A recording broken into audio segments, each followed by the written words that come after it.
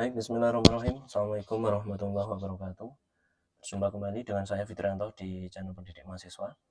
Untuk video kali ini kita akan belajar mengenai kelanjutan dari materi apa yang kita pelajari di kuliah Akuntansi Perbankan Syariah di materi terakhir sebelum kita melaksanakan ujian akhir semester di minggu depan. Untuk pembahasan kali ini atau materi terakhir kita akan bahas tentang perhitungan bagi hasil yang ada di Bank Syariah. Sebelum kita praktik untuk perhitungan bagi hasil yang ada di Bank Syariah, kita intro dulu atau didahului dengan materi atau pembahasan yang pernah kita pelajari di pertemuan-pertemuan sebelumnya. Di pertemuan awal kita sudah membahas mengenai produk penghimpunan dana maupun penyaluran dana yang ada di Bank Syariah.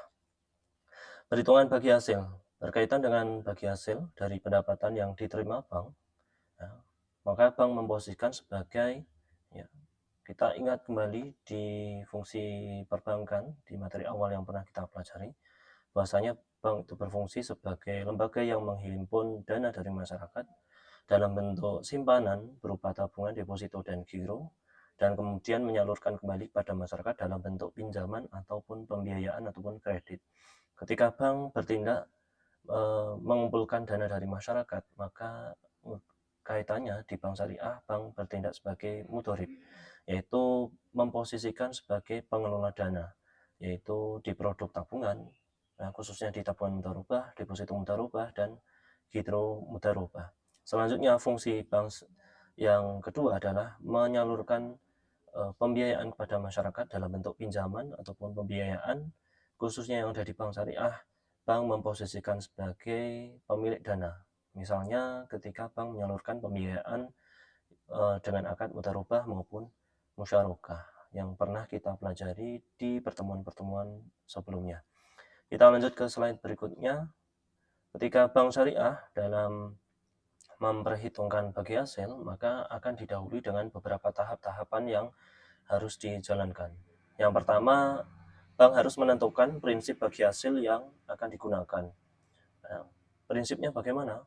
Sumber dananya menggunakan dana yang dari mudharabah kah? Atau gabungan dari mudharabah dan wadiah? Atau dari seluruh sumber dana yang dimiliki oleh bank? Ini harus ditentukan dahulu. Kemudian tahap kedua, menghitung pendapatan yang akan dibagi hasilkan. Dengan cara yang pertama, menghitung saldo rata-rata harian sumber dana dari Bank Syariah. Yang kedua, menghitung saldo rata-rata harian penyaluran dana di Bank Syariah. Ya. Menghitung saldo rata-rata harian sumber dana dari mana, Pak? Kalau di Bank Syariah, sumber dana berasal dari akad mudharabah, akad wadiah. Ya. Akad mudharabah ada produk tabungan, ada produk deposito, ada produk giro. Begitu pula di wadiah juga ada tabungan, deposito, dan tabungan dan giro. Kemudian untuk yang menghitung saldo rata-rata harian penyaluran dana, dapatnya dari mana? Dari hasil bank ketika menyalurkan pembiayaan. Ya, misalnya pembiayaan mudharabah, musyarakah, dari kegiatan penyaluran dana itu dapat diketahui saldo rata-rata harian penyaluran dana yang ada di Bank Syariah. Tahapan ketiga adalah mendistribusikan bagi hasil pendapatan kepada masing-masing nasabah sesuai nisbah kesepakatan. Dengan cara yang pertama, menghitung proporsi bagi hasil pendapatan untuk tiap jenis sumber dana. Yang kedua, menghitung pendapatan bagi hasil untuk nasabah dan bank. Dari ketiga tahap ini akan kita pelajari satu-satu, mulai dari penentuan prinsip bagi hasil, menghitung pendapatan yang akan dibagi hasilkan, dan kemudian distribusi, yaitu menghitung proporsi dan menghitung pendapatan. Kita masuk ke slide pertama dahulu sebelum kita pembahasan utama terkait dengan perhitungan bagi hasil. Menentukan prinsip perhitungan bagi hasil, ada penjelasannya dari slide, yaitu menurut Dewan Syariah Nasional Majelis Ulama Indonesia nomor 15 tahun 2000, Bank Syariah boleh menggunakan prinsip bagi hasil yang disebut dengan revenue sharing maupun bagi untung, yaitu profit sharing, sebagai dasar perhitungan bagi hasil. Revenue sharing dalam praktiknya, yang khususnya yang ada di Bank Syariah selama ini, dengan cara menggunakan mencari selisih dari pendapatan dikurangi dengan harga pokok barang. Menurut pedoman standar akuntansi keuangan nomor 105 paragraf 11 disebutkan bahwasanya Pembagian bagi hasil mudharabah dapat dilakukan dengan prinsip bagi hasil maupun bagi laba. Jika berdasarkan bagi hasil, maka dasarnya adalah laba kotor, gross profit. Jika berdasar menggunakan bagi laba, maka dasarnya adalah laba bersih atau yang disebut dengan net profit. Praktik perbankan syariah terkait dengan gross profit sharing yang dibagi hasilkan meliputi margin bank, yaitu dari produk penyaluran dana dengan skema murabahah, salam, istisna. Kemudian jika ada potongan pada nasabah, maka potongan tersebut akan mengurangi margin bank. Pendapatan sewa bersih adalah pendapatan sewa dikurangi dengan akumulasi penyusutan ijarah. Poin kedua ini dikhususkan untuk akad ijarah ataupun IMBT. Yang ketiga, bagi hasil investasi mudharabah dan investasi musyarakah. Nah, maka untuk perhitungan bagi hasil yang akan kita pelajari di Bank Syariah, ya, maka menggunakan skema gross profit sharing, yaitu menggunakan ibaratnya laba kotornya dari Bank Syariah.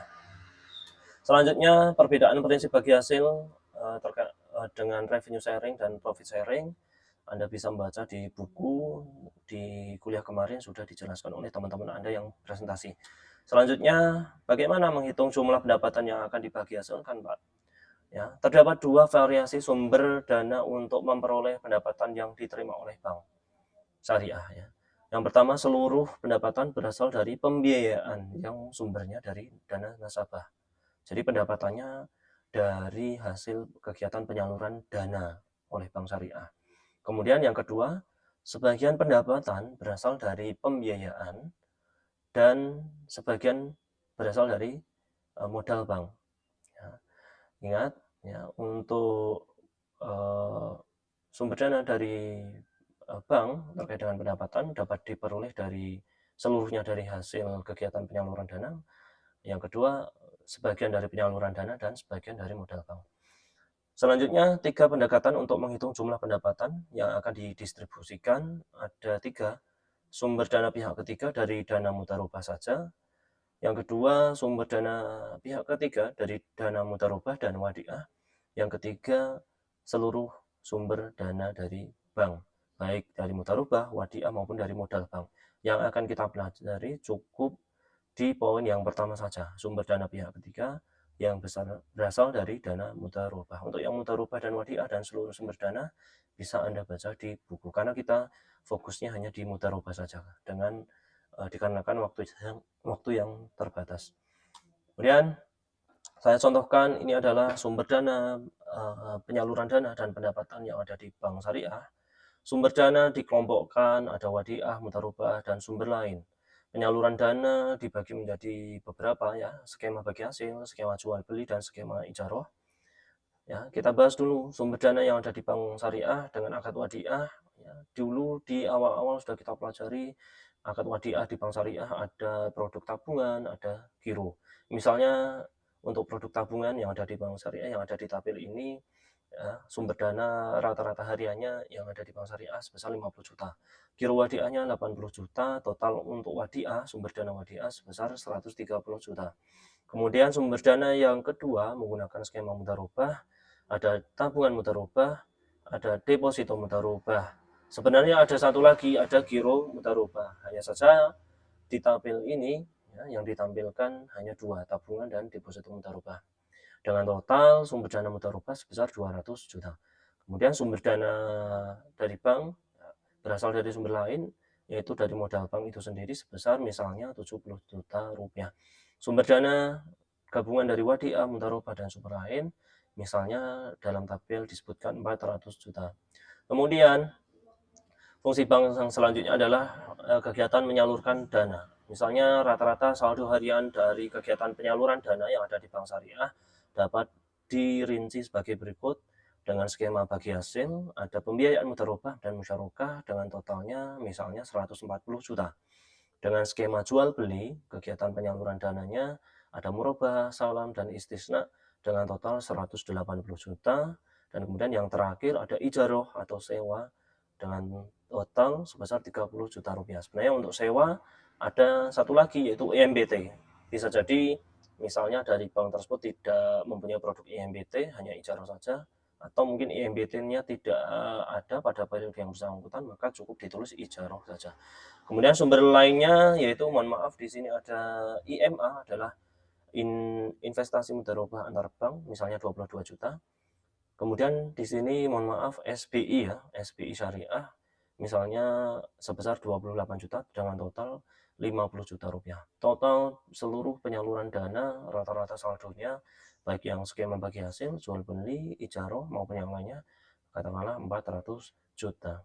Selain itu, ada yang sebelah kanan, ada tabel sebelah kanan, disajikan juga pendapatan dari bank ketika menyalurkan dana. Misalnya pendapatan dari pembiayaan mudharabah dan musyarakah ya dengan totalnya 1.050.000. Kemudian pendapatan bank syariah dari kegiatan dengan skema jual beli dari murabahah salam istisna dengan total 550.000. Kemudian untuk pendapatan dari ijarah misalnya 100.000. Kemudian untuk pendapatan dari sumber lainnya misalnya 300.000, dengan total pendapatan dari bank syariah pada periode yang bersangkutan sebesar 2 juta rupiah.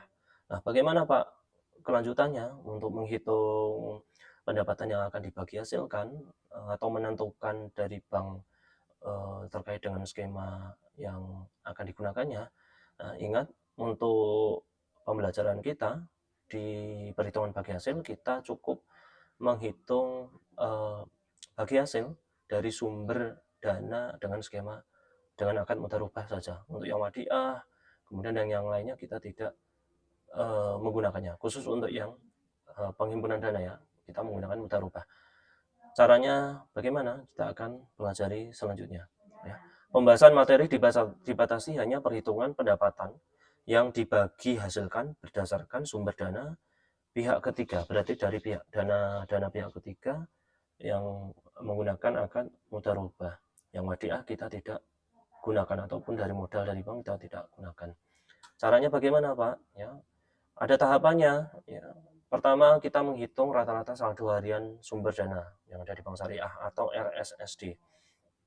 Dengan cara rumusnya, RSSD adalah saldo tanggal 1 ditambah saldo tanggal 2 ditambah saldo tanggal 3 dan seterusnya sampai berapa hari pada bulan yang bersangkutan dibagi dengan jumlah hari N. Misalnya kalau 31 Desember berarti penambahannya sampai tanggal 31 Desember, kemudian jumlah harinya ya 31. Kemudian untuk hari bulan yang bulannya hanya 30, misalnya November ya sampai 30 saja. Ya. Kemudian selain menghitung rata-rata saldo harian sumber dana, kita harus menghitung rata-rata saldo harian pembiayaan juga. Dengan cara hampir mirip ya dengan RSSD, menghitung saldo harian pembiayaan atau RSP, saldo tanggal 1 ditambah saldo tanggal 2 dan seterusnya sampai hari berapa dibagi dengan jumlah hari pada bulan yang bersangkutan. Setelah kita menghitung RSSD, RSP, maka baru bisa menghitung pendapatan yang akan dihasilkan oleh bank syariah. Menghitung pendapatan untuk bagi hasil dengan cara jumlah rata-rata saldo harian sumber dana dibagi jumlah rata-rata saldo harian pembiayaan dikali 100%. Misalnya dari tabel yang sudah kita lihat tadi, ya, tabel yang ini, maka kita kumpulkan sumber dana yang mudharabah saja. Ya, khusus untuk yang sumber dana kita cari yang mudharabah saja. Untuk penyaluran dana kita cari jumlahnya dari masing-masing skema, yang bagi hasil berapa, yang jual beli berapa, yang sewa berapa. Maka dapat diringkas demikian. Perhitungan pendapatan yang akan dibagi hasilkan berdasarkan sumber dana pihak ketiga. Berarti dari sumber dana yang mudharabah saja, karena kita fokus di mudharabah. Kita ringkas untuk yang mudharabah dari tabel yang sebelumnya tadi.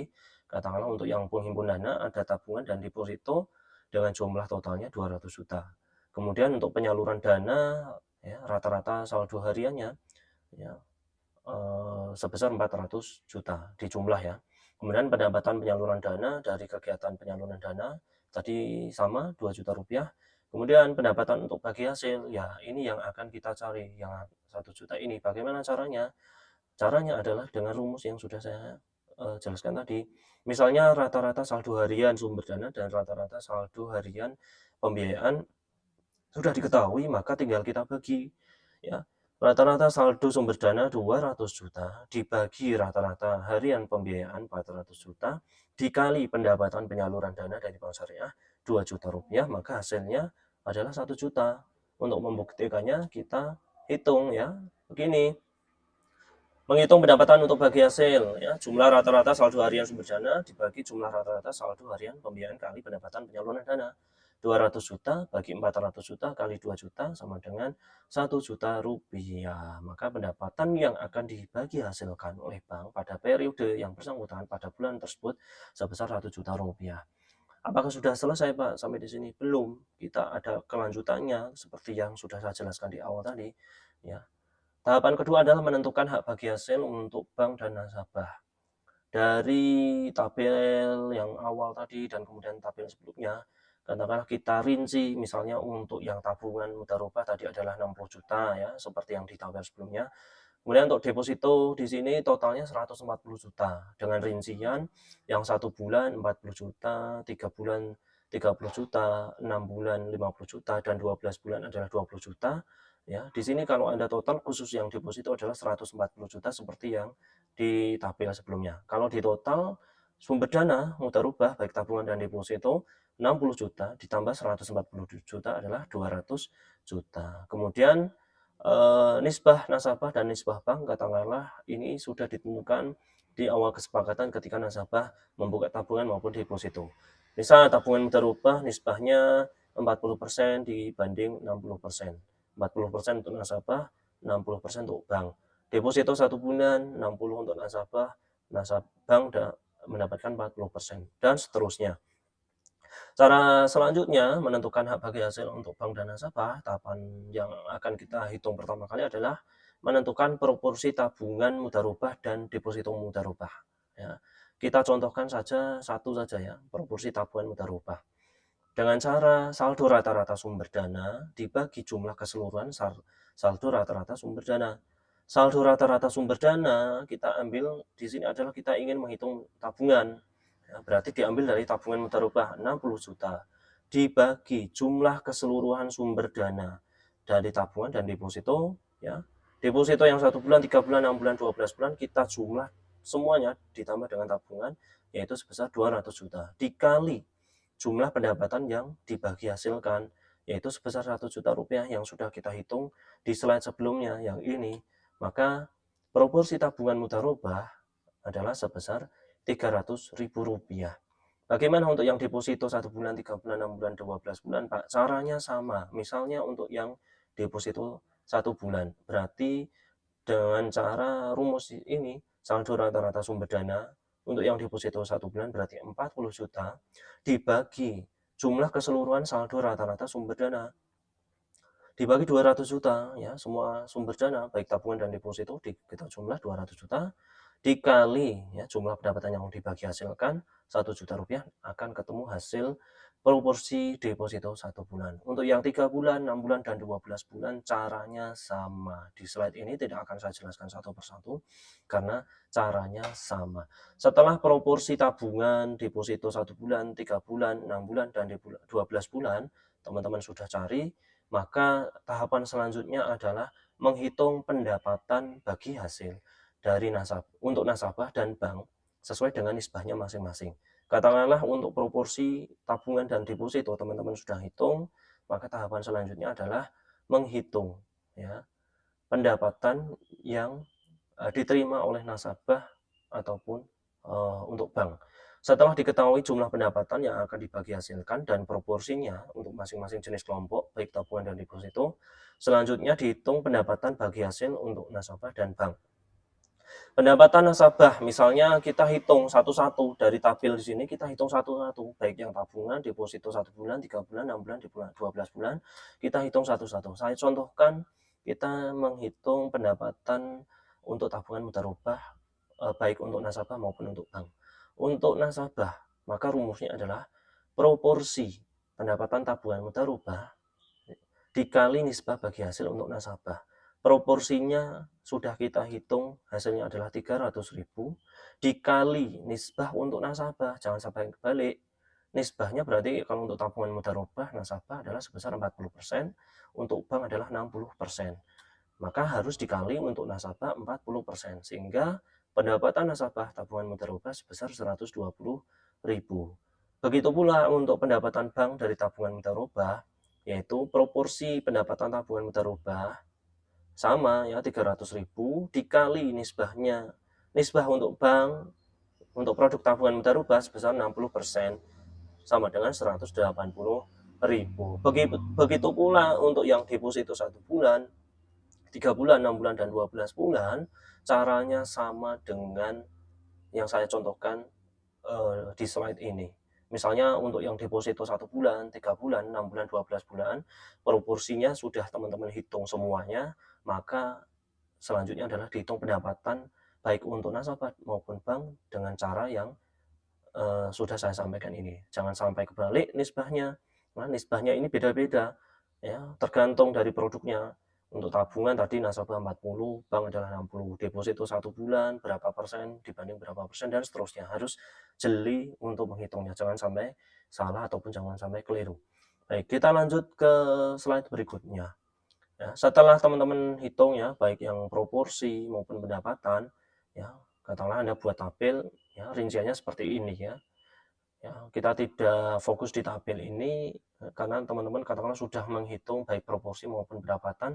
Ya, untuk UAS besok tidak perlu dibuat tabel karena sudah dihitung oleh teman-teman semuanya. Kita lanjut ke pembahasan berikutnya. Ya, pada kenyataannya, praktik di lapangan, petugas marketing bank syariah hadapi kesulitan saat menjelaskan kepada nasabah terkait perkiraan return atau imbal hasil yang akan diterima. Dikarenakan yang pertama, bank syariah hanya memberikan informasi kepada nasabah terkait besaran nisbah bagi hasil, sehingga banyak nasabah belum paham. Ya, kita paham sendiri bahwasanya literasi keuangan syariah yang ada di masyarakat masih minim. Ya, masyarakat masih belum paham apa itu bank syariah, apa itu bagi hasil, apa itu nisbah. Mereka tahunya hanya ketika saya ingin menginvestasikan dana sekian ratus juta, saya dapatnya berapa persen dalam 1 bulan. Nah, mereka kebanyakan masyarakat tahunya seperti itu. Kalau Anda menjelaskan terkait dengan nisbah, bagi hasil, proporsi, dan seterusnya, mereka masih bingung. Ya, masyarakat hanya pengen mentahannya, tahu pasti-pastinya itu bagaimana. Beda halnya dengan bank konvensional. Kalau bank konvensional udah jelas dapat berapa persen, berapa persen. Nah, kalau di bank syariah nggak boleh.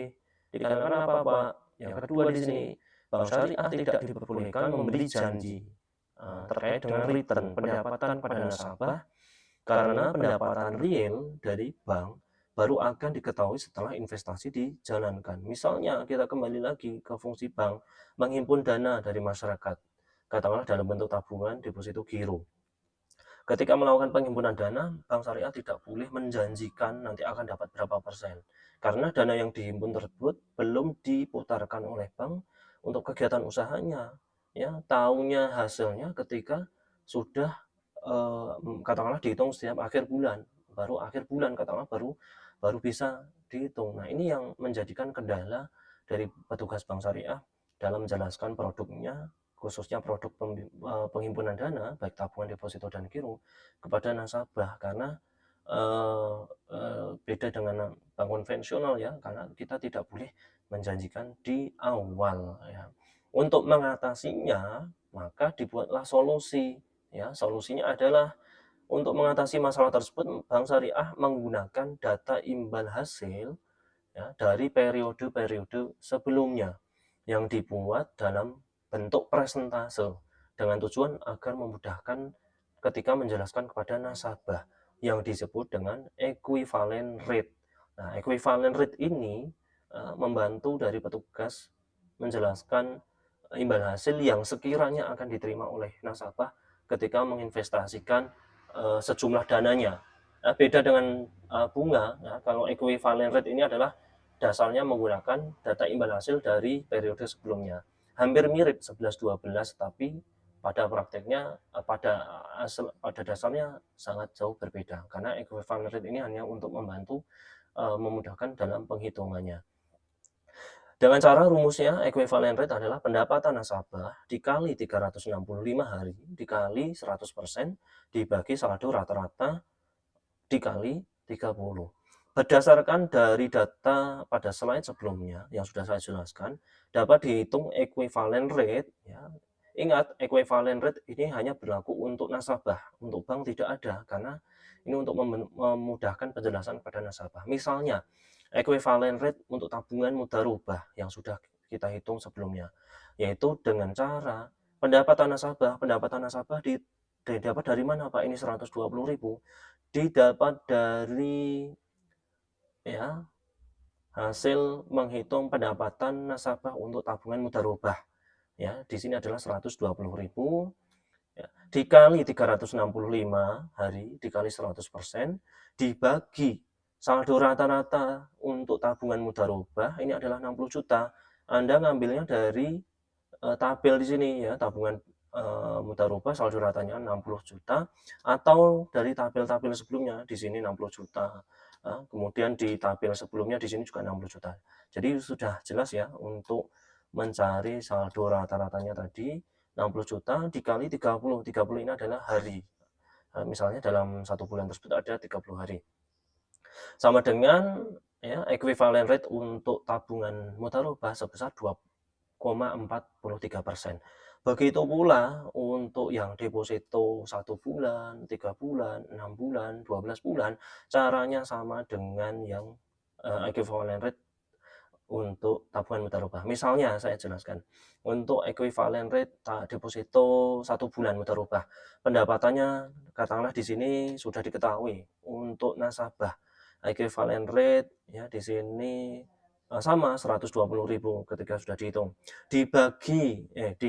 Dikali ya 120.000 dikali 365 dikali 100% dibagi 6 nah di sini bukan 60 juta melainkan saldo rata-rata untuk yang deposito mudharabah adalah 40 juta. Berarti dibagi 40 juta dikali 30 hari sama dengan berapa persen? Katakanlah sudah selesai di sini ya equivalent rate 1 bulan didapat 3,65% dan seterusnya. Nah, baik, untuk penghitungan equivalent rate saya kira tidak terlalu susah untuk memahaminya. Ya, di sini saya hanya contohkan satu karena saya contohkan kebanyakan slide takutnya. Ya, saya ringkas di sini dalam bentuk tabel. Misal untuk yang equivalent rate tabungan, depo 1 bulan, depo 3 bulan, depo 6 bulan, dan 12 bulan. Sudah saya hitung hasilnya sekian, sekian, sekian, sekian, sekian, ya. Sekian persen, sekian persen, sekian persen. Maka ini yang disebut dengan equivalent rate tabungan mudharabah dan deposito mudharabah. Kemudian apakah sudah selesai Pak? Belum. Misalnya tahapan terakhir ada nasabah yang tanya, ada yang pengen menginvestasikan dananya dalam bentuk tabungan mudharabah, kira-kira nasabah tersebut akan mendapatkan berapa? Misalnya di sini saya contohkan ya, setelah equivalent rate diperoleh, bank selanjutnya dapat menghitung bagi hasil ya. Tahapan terakhir adalah menghitung bagi hasil untuk nasabah perorangan setiap bulan dengan rumus ya. Saldo rata-rata nasabah dikali 30 hari dikali equivalent rate dibagi 365 hari. Misalnya dengan data equivalent rate dari slide sebelumnya untuk yang tabungan mudharabah yang 2,43% tadi, misalnya Pak Hanif adalah nasabah tabungan mudharabah di Bank Syariah X, memiliki saldo rata-rata bulan Januari sebesar 1 juta rupiah. Maka bagi hasil yang diperoleh adalah untuk yang Pak Hanif akan terima adalah saldo rata-rata dari Pak Hanif 1 juta dikali 30 hari dikali equivalent rate untuk tabungan ya, karena di sini produk beliau adalah tabungan mudharabah. Kalau di sini deposito mudharabah berarti pakai yang equivalent rate deposito mudharabah yang 1 bulan misalnya, atau yang 3 bulan, atau 6 bulan, 12 bulan sesuai dengan produknya. Memiliki saldo rata-rata bulan Januari 1 juta rupiah. Bagi hasil yang diperoleh untuk Pak Hanif adalah 1 juta dikali 30 hari kali 2,43%, ya sudah kita hitung tadi, dibagi 365 hari. Hasilnya ya 729.000 dibagi 365, maka bagi hasil yang diterima oleh Pak Hanif adalah sebesar Rp1.997. Hanya mungkin ada koma-komanya, hanya saja ini saya gunakan pembulatan. Baik, saya kira cukup jelas untuk materi perhitungan bagi hasil. Teman-teman tolong belajar dan belajar. Ini adalah video saya terakhir di mata kuliah akuntansi perbankan syariah. Minggu depan kita sudah langsung ujian akhir semester. Semoga mendapatkan hasil yang terbaik. Saya kira cukup sekian ya untuk video saya. Sampai jumpa di lain kesempatan. Ini adalah video saya terakhir untuk kuliah akuntansi perbankan syariah. Semoga sukses untuk ujian akhir semesternya. Terima kasih atas perhatiannya. Semoga bermanfaat. Assalamualaikum warahmatullahi wabarakatuh.